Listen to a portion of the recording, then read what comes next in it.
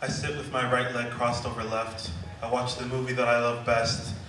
For a minute there, I felt weightless like all the rest, and then dread suddenly burst its way into my chest. Oh God, for not 1 hour could it let me rest. The film kept playing, but I couldn't see what came next.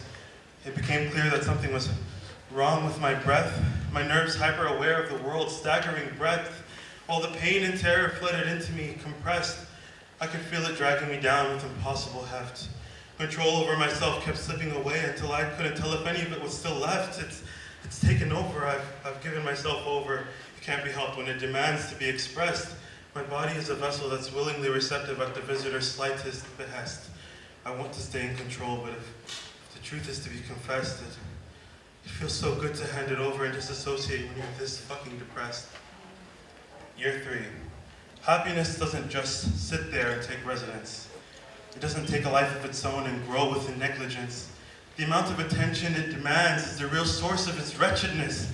The constant choosing not to fall is where it gets its oppressiveness. In depression, you can just sleep, and it takes initiative to fester.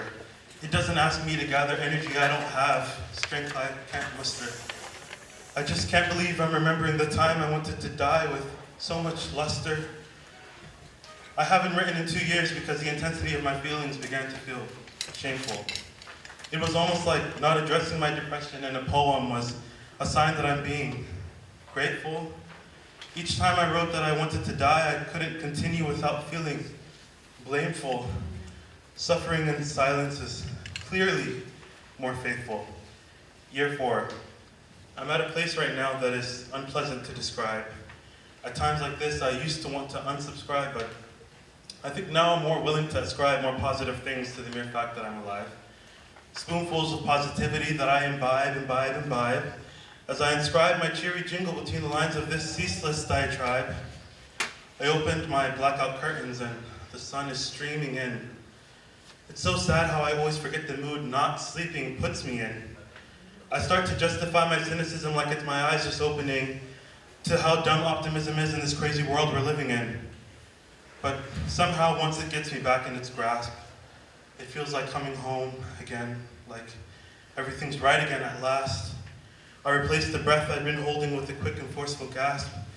Could a chemical reaction even happen this fast? It's turned all that was solid in me into gas. Just 2 minutes ago, I was so sure of my irrefutable impasse.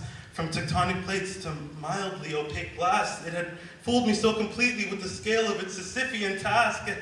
Everything falls before law, including the steep walls of my past.